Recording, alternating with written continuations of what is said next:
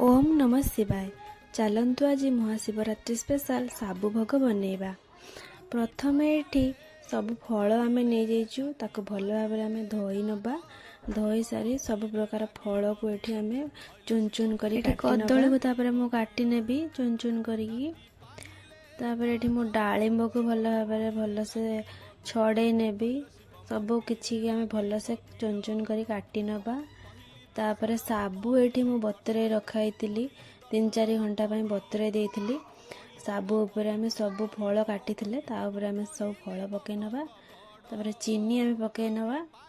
तापर आम प्रस्तुत हो महाशिवरात्रि साबु भोग। देखो केते सुंदर देखा जाउची। एठी आम गोटे बाउल को बाढ़ी नबा। तापर आमर प्रस्तुत हो गला साबु भोग।